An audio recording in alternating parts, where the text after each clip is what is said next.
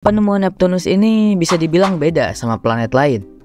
Karena ya cuma dia doang yang diprediksi keberadaannya, bahkan sebelum dilihat langsung pakai teleskop.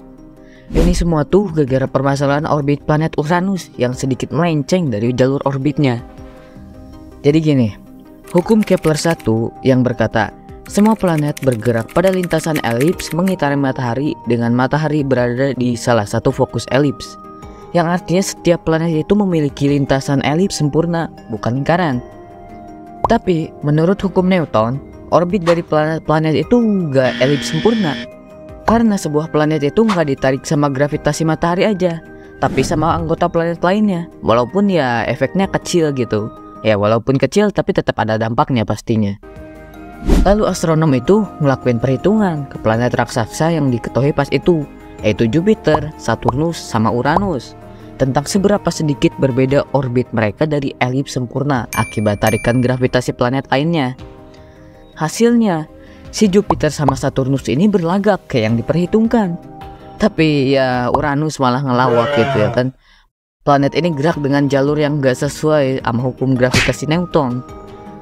Jalur Uranus ini jadi sedikit ke belakang gitu dari jalur orbit yang diperhitungkan.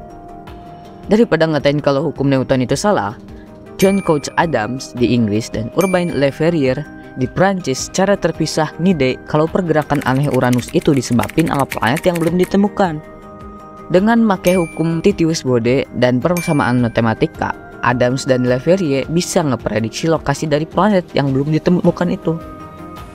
Nah, di tanggal 23 September 1846, Le Verrier nulis surat ke Johann Gottfried Galle di Observatorium Berlin yang intinya tuh bilang gini nih, orohin teleskop lo ke sana, nanti lo bakalan nemu planet baru. Si Galle ini bingung dong, absurd banget nih orang, tahu-tahu ngasih tahu planet yang belum ditemuin sama siapapun gitu. Setelah sedikit ngebacot ya, ngebahasa basi ya, akhirnya Galle dibantu sama muridnya ngalahin teleskop Fraunhofer mereka sesuai arahan Le Verrier. Dan ya, planet ke-8 itu emang beneran ada dan posisinya cuma beda 1 derajat dari prediksi Le Verrier. Dan faktanya, si Galle ini bukan orang pertama yang ngelihat Neptunus.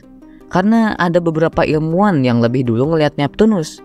Kayak misalnya Galileo Galilei pada tahun 1613, Jerome Lalande pada tahun 1795, dan John Herschel pada tahun 1830. Sayangnya mereka itu nggak tahu kalau yang mereka lihat itu adalah sebuah planet. Mereka ngira itu kayak bintang biru yang stabil aja gitu. Soalnya ya saking jauhnya Neptunus ini, ya pergerakannya itu jadi gak kelihatan. Awalnya planet Neptunus itu mau dikasih nama Le Verrier, tapi karena Adams juga ngelakuin penelitian yang sama di tempat yang beda, ya mereka nggak kenal satu sama lain, tapi mereka ngelakuin penelitian yang sama gitu, sama persis. Ya itu malah ngebuat konflik internasional yang akhirnya nama yang disetujui secara internasional adalah Neptunus ya. Beberapa tahun kemudian, kejadian orbit aneh ini juga terjadi sama Merkurius. Alhasil muncul teori planet baru di depan orbit Merkurius. Bahkan nama planet itu udah ada loh. Namanya itu Vulcan. Ya, kayak di film apa ya? Kalau nggak salah pernah dengar dah ini planetnya, planet Vulcan gitu. Dan ya planet itu pada akhirnya emang nggak pernah ada. Dan memang hukum gravitasi Newton ini sedikit melenceng ya, yang akhirnya harus dimodifikasi sama Albert Einstein. Pada akhirnya penemuan Neptunus ini benar-benar salah satu momen yang sensasional banget gitu di sejarah astronomi. Karena aslinya perjuangan Le Verrier sama Adams ini gak sesingkat kayak di video ini.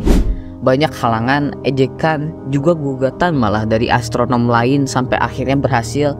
Udah gitu penemuan Neptunus ini ikut berjasa walaupun gak langsung ya di peristiwa modifikasi hukum gravitasi Newton.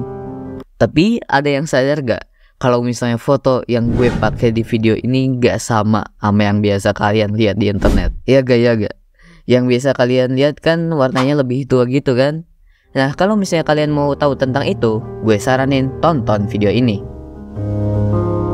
Ya benar gak sih Jerome Lalande? Gottfried Galle. Gottfried. Bener gak sih Gottfried fried chicken ya?